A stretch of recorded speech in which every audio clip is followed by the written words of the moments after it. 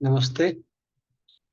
This is Divakar Upadhyay, and in this video, I will introduce you to the course of Creative Nonfiction, Voices from the Margins. As you can see on the screen, the code for this course is ENGL 561. And the title of this course or subject is Creative Non-Fiction, Voices from the Margin. There is a typing error, corrected. So let's begin by focusing on the title. The first word is creative. So what is creative? If something is creative, it has original thought. It has originality of thinking. And all texts in this course are essays. And all these essays have originality of thought, one way or the other. Creativity also means a piece of writing that uses imagination. I'll give you some examples. For example, let me show you the first essay, that is Coming Home Again by Chang Ri Lee. Let me show you an example of originality and imagination. If you read the opening paragraph, let me read it. When my mother began using the electronic pump that fed her liquids and medication, we moved her to the family room. The bedroom she shared with my father was upstairs, and it was impossible to carry the machine up and down all day and night. The pump itself was attached to a metal stand on casters, and she pulled it along wherever she went. From anywhere in the house, you could hear the sound of the wheels clicking out a steady time over the graved lines of the slate-tiled foyer, her main thoroughfare to the bathroom and the kitchen. Sometimes you would hear her halt after only a few steps to catch her breath or steady her balance, and whatever you were doing was instantly suspended by a pall of silence. So the fact in this paragraph is that the narrator had a mother. This is a fact. She was sick. This is a fact. A machine was attached to her body to support her. This is a fact. Now, what is so creative? What is so original? What is, in a sense, imaginary in this paragraph is the imagery of the machine attached to the human body. And you can see the auditory image, the sound, the clicking of the machine being dragged. So you have not only a visual image in this paragraph, you also have an auditory image. And the image of the man-made machine contrasts sharply or foregrounds sharply against the image of the mother. So the mother is a fact, the machine is a fact, she is sick is a fact, but the juxtaposition of the artificial machine and the real human body, the juxtaposition, putting together the two, there is creativity, there is imagination in this narrative. So it is creative non-fiction. So what is non-fiction? Non-fiction is the fact that it's about the mother, the narrator's mother, the author's mother, Shangri-Li's mother. It is a fact that she is suffering from a critical disease. It is a fact that a machine is attached to her body. Now, what is creative? The way the writer focuses on the dependency of the human body upon the machine, the way Shangri-Li focuses on the machine, somewhat foregrounded, because every time she walks around, the mother has to drag the machine with her. And as the machine is dragged, there are casters, wheels at the bottom. And as the wheels move through the grouts, lines of the tile, they make a very clear sound in the kitchen, right? So there's this auditory image of the sound of the machine being dragged and the visual image of the machine itself that is juxtaposed with the image of the mother. The juxtaposition of the natural human body and the artificial man-made machine is what is creative in this paragraph. I don't know. I think I forgot to share the page. Let me show you the page. I think I've shared. I'm sharing screen. I hope you can see. So you can see. Let me move and go back to the syllabus now. Okay. So I said creative is something that has originality of thought, that has imagination, that has invention, that has unusual ideas. If I show you another example of these things, creativity, let me show you the second example, second essay by N. Fadiman. The title of this essay is, I guess it should be Night Owl. The second essay in your course is Night Owl, written by N. Fadiman.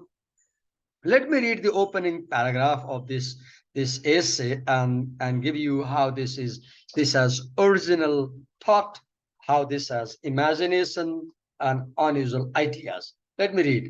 My husband and I sleep in a white wooden bed whose headposts are surmounted by two birds carved and painted by an artist friend. On George's side, George is husband's name, there is a meadow lark, brown of back, yellow of breast, with a black pectoral V as trig and sporty as the neck of a tennis sweater. See the simile. See the simile.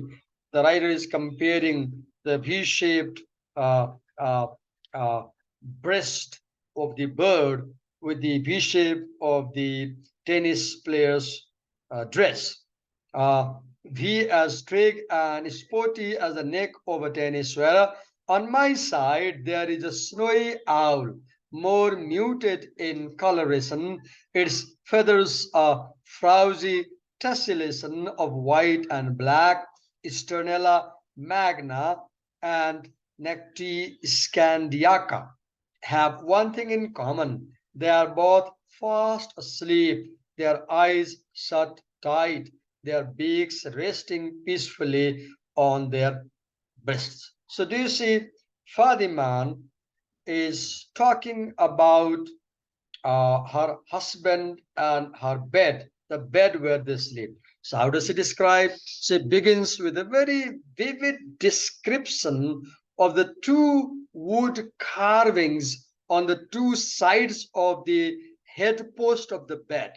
On two headposts of the bed, on one side, there's a wood carving of a meadow lark, and on the other side, there is a wood carving of another bird, snowy owl, lark and owl. And she uses these two birds as metaphor to talk about the unusual unusual habit of her and her husband. So what is Fadiman doing? She's bringing the metaphor of the two birds to talk about the unusual habit of her husband and herself. So what is creative? The metaphor of the two birds, the meadowlark and the owl, is creative. What is unusual? The juxtaposition of the two birds imagery to talk about the husband and wife's relationship is unusual. So I gave you two examples. Let me come back to the syllabus. I gave you two examples of how the essays in your course have the creative component, how they have the component of imagination, how they have the component of unusual ideas, original ideas, right? So being creative means using imagination, using original ideas to write stories, poems, and other literary works. Being creative means being original and using imagination in works of art. And I gave you two examples. If you see any essays, just look at the first paragraph. Just look at the opening paragraph. You will see a mixture of reality and imagination in all of these essays. That's how the word creative is suitable in the title of this course. Now let me focus the second word, that is non-fiction. What is non-fiction writing? Non-fiction writing is a type of writing that is based on fact, that is based on real events, that talks about a real person or a real place or a real event. So non-fiction writing deals with real people, real places, and real events. Again, let me give you two examples. The first essay by Changri Lee, Coming Home Again, starts with the description of the narrator's or a writer's mother, Changri Lee's mother. It's a fact that Changri Lee had a mother. It's a fact that his mother was sick. So what this opening paragraph is describing is not completely imaginative. It's not completely imaginary. It is a fact. It is something real. So this essay, Coming Home Again, is about a real person. Who is that real person? That real person is the narrator's mother, the writer's mother. If you see the second example, the essay by N. Fadiman, The Night Owl, it begins by saying, my husband and I sleep in a wide wooden bed. There was a real bed. And N. Fadiman is talking about her real husband. And when I say I, it's about Fadiman herself. So this essay, The Night Owl, is about a real person, Fadiman's husband. It's about real person, Fadiman herself. It's about a real bed. Fadiman had a bed in her bedroom. So non-fiction means a piece of writing that talks about something real. Okay, let me open the syllabus again. So I explained you the meaning of creative and non-fiction, how they're related to the topic of this course. Now let me go to the subtitle of this course: Voices from the Margin. What are voices? Ideas, uh, statements, okay, opinions, views. So views from the margin, opinions from the margin, voices from the margin. Now, when you try to understand margin, then you need to understand first what is center. If you ask a question, what is central to literature, or what is at the center of literature, or what is the canon in literature, what is literary canon? So You can say that literary canon is a piece of writing that is produced by the white European male. You may disagree, one may disagree, but there was the thinking, there was a belief, there was an argument that English literature means British literature. English literature means American literature, not Nigerian by Chinua Achebe, for example, not by Kenyan, for example. But now, English is not just American British, it's also Kenyan, it's also Nigerian, African, Australian, Nepalese, Canadian, Indian, South Asian. So let's again use the phrase writing by white European male is canonical literature, canonical writing. And a piece of writing that is opposed to canon is writing from the margin. I repeat, a piece of writing from the margin is a piece of writing that is opposed to the canon. And what is a canon? A piece of writing by the white European male. Now, if you check the curriculum, none of the writers included in this course are white European male. Some of them may be European, but then they are not male, they are women. Some of them may be male, but then they are not European. Some of them may be European, but then they are not white. There is no single essay in this course that has been written by white European male. For example, let me give you example from Unit 2. Let me make sure I've shared the page. Okay. The first author, Chang-Ri Lee, his parents came to America from Korea, South Korea. And he came to America along with his parents as a child. So, Chang-Ri Lee, a Korean American writer, is the son of Korean immigrants. He is an Asian ethnic writer, ethnicity. He is a writer with Asian ethnicity, Asian ethnic background. And Asians in America are not in the mainstream. Koreans in America are not in the mainstream. They are at the margin.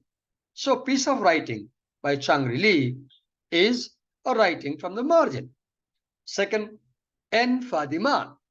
So N. Fadiman perhaps is a white woman, perhaps European. But do you see, she is not a male. She's a woman. So being a woman, she is marginalized because women are not at the center. Men are at the center.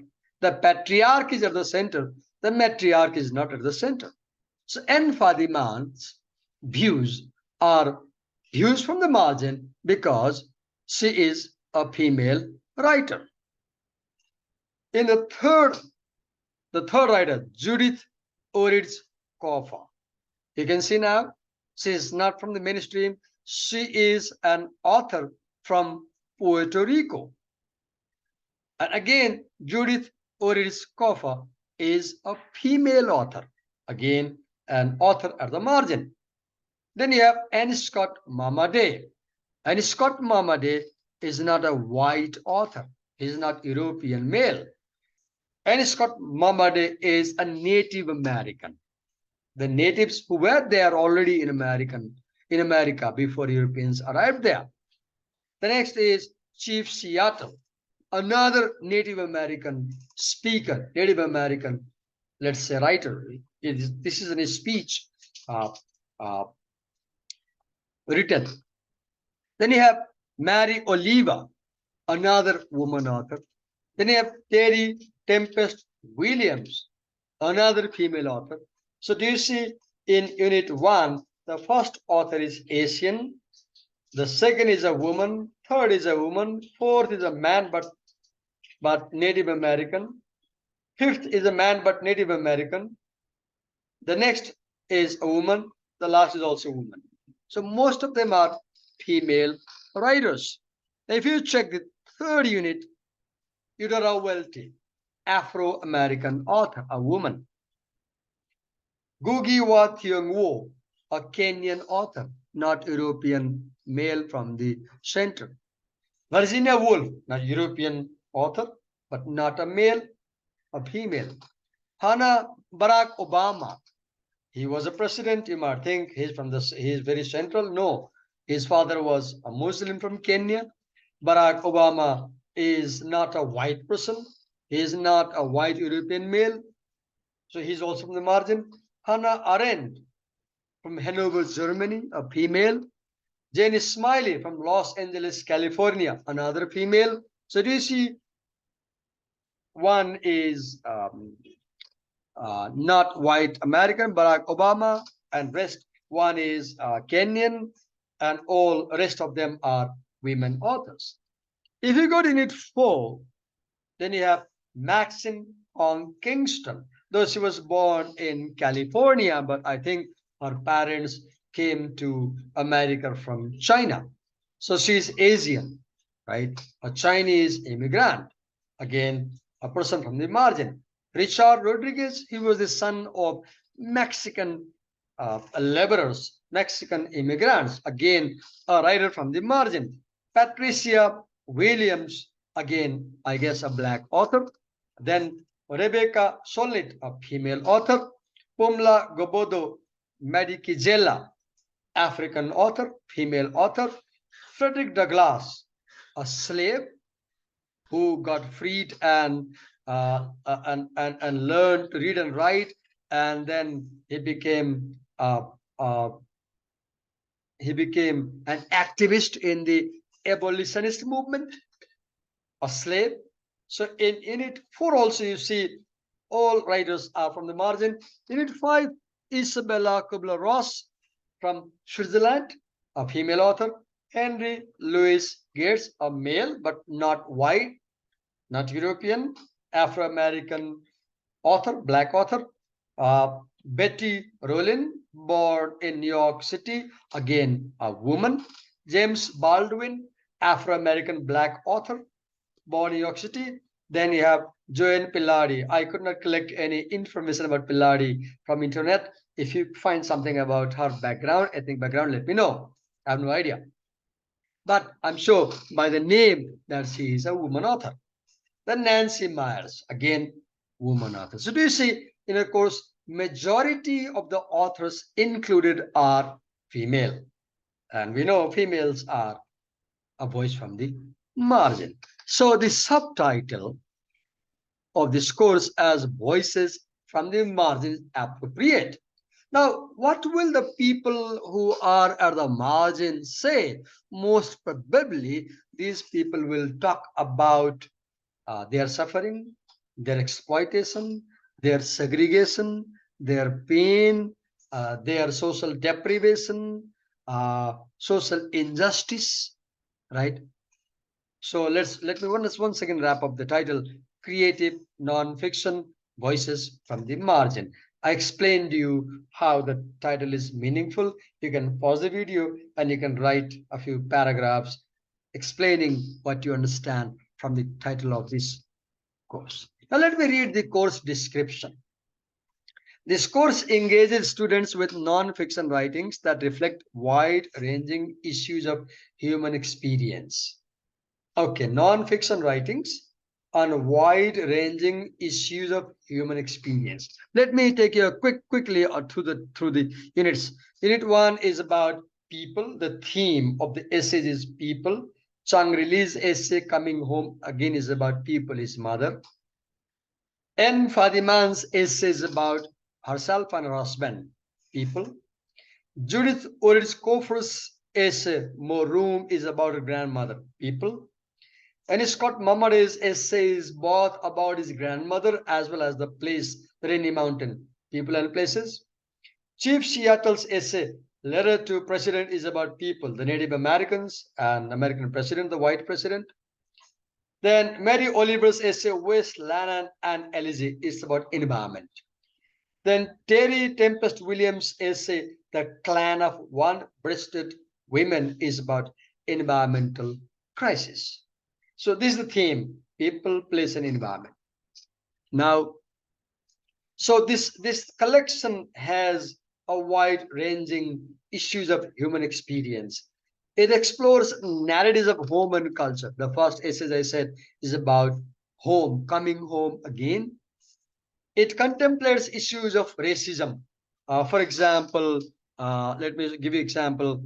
Uh, Shangri-La's essay is also talks about racism, how Asians are racially discriminated in America. Then uh, uh, Decolonizing Mind talks about racism, how European people colonized Africa. Then uh, uh, Tongue-Tied also talks about racial discrimination between Asians and Americans. Uh, then The Death of the Profane, the rhetoric of race and right. It talks about how there is discrimination against the non-white people, the black people in America. Uh, Thus, there are many essays which deal with the theme of racism, issues of racism. Disability, the last essay by Nancy Myers, for example, on being a cripple, deals with experience of being handicapped, being disabled. Then, and colonialism, for example, this essay by Gogi Wa Thieng Wo, Decolonizing the Mind, talks about the effects of colonialism. Uh, Allows for exploration of art. There are many essays. Almost every essay has artistic component in it. Some essays are prominently artistic. Some of them are more philosophical. Many of them have the issue of environment, and some of them talk about language and discrimination through language, and some of them talk about educational experience in America, right? And all these essays, one common thing about all these essays is that the themes are varied, but what is common is that all these essays have the perspective of somebody standing at the margin. Shangri speaks as an Asian immigrant to America, for example. Fadiman speaks as a woman, for example. All these essays have the perspective of somebody who is at the margin, not at the center.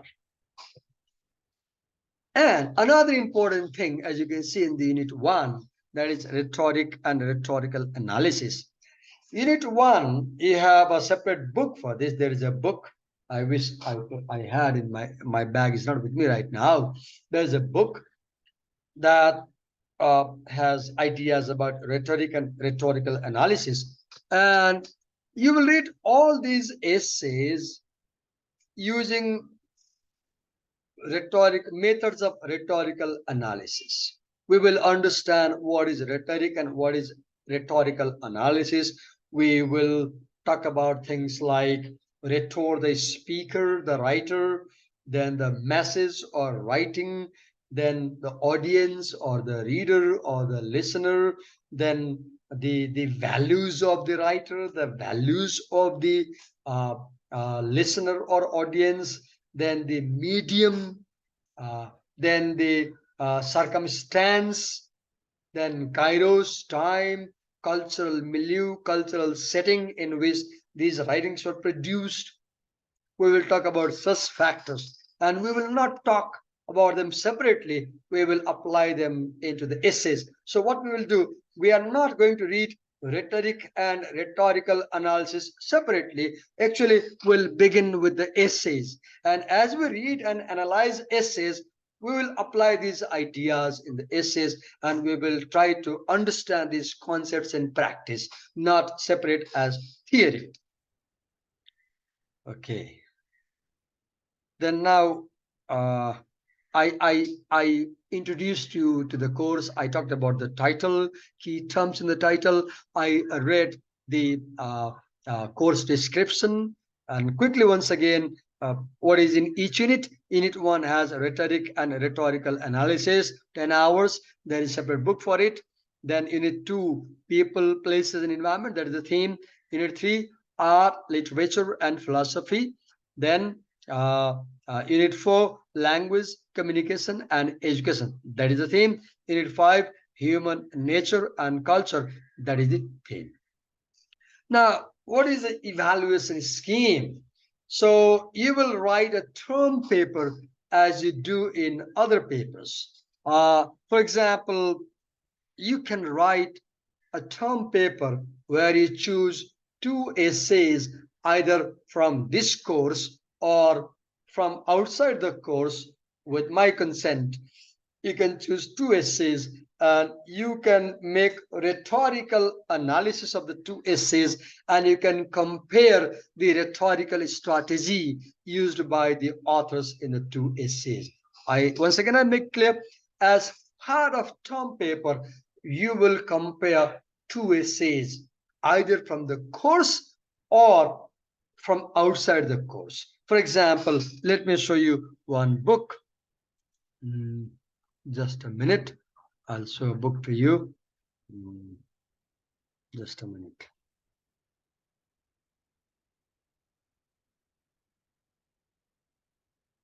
Yes, here's the book.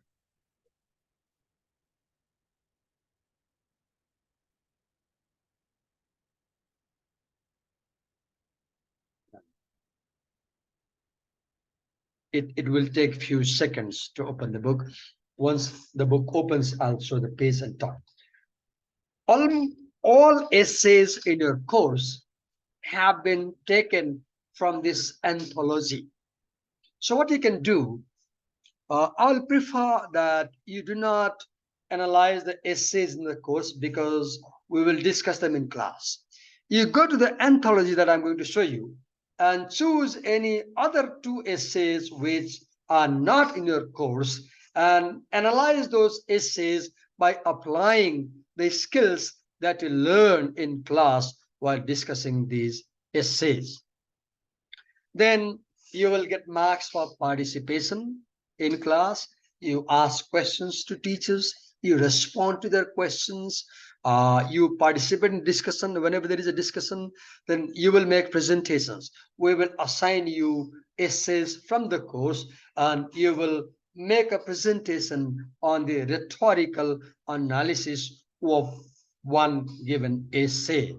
Then there might be quizzes. Your teacher might come to class with quiz questions and there will be optional answers and you will tick the correct options. Then at the end of the semester or somewhere in the middle of the semester, the book is open. Let me share the book for you. Yes, we have this book. As you can see, the Norton Reader 14th edition is the anthology from which all the essays in your course have been taken. So what you can do is you can go to this book and you can choose any essays from this book. Just a minute. You can choose, let me show table of content.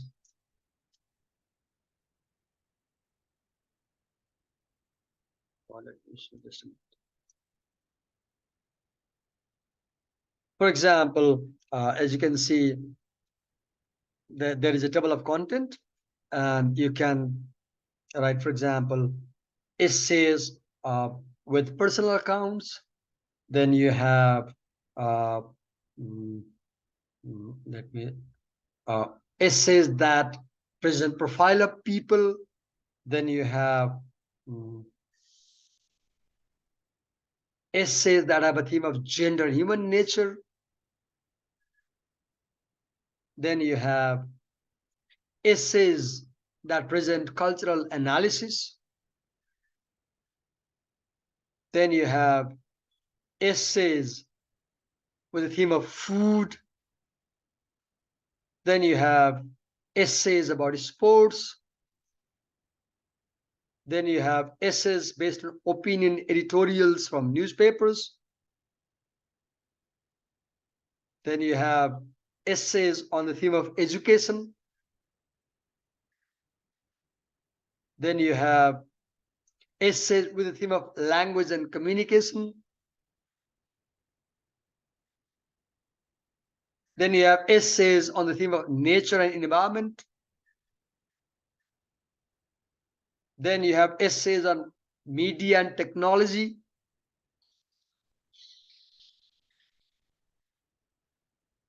Then you have essays on ethics. Then you have essays on history and politics. Essays on science. Essays on literature and arts. Essays on philosophy and religion. Essays on, okay, there are almost 1,200 pages. Don't be scared. I said you can choose any 2 essays based on your interest and apply rhetorical analysis and write your term paper. And understand that your teacher may use any other way to evaluate you inside the class. Then for external evaluation of 60 marks, 40 marks internal, 60 marks external evaluation, you will have essay type questions, 20 marks, critical response to given excerpt, 16 marks, rhetorical analysis to a given text, 14 marks, short answer questions, 10 marks. There may be slight change. It is not very rigid. Okay. So this, the prescribed books are rhetorical analysis, a brief guide for writers. You can buy this book from local shops around the university campus. And then Northern Reader and Anthology of Nonfiction.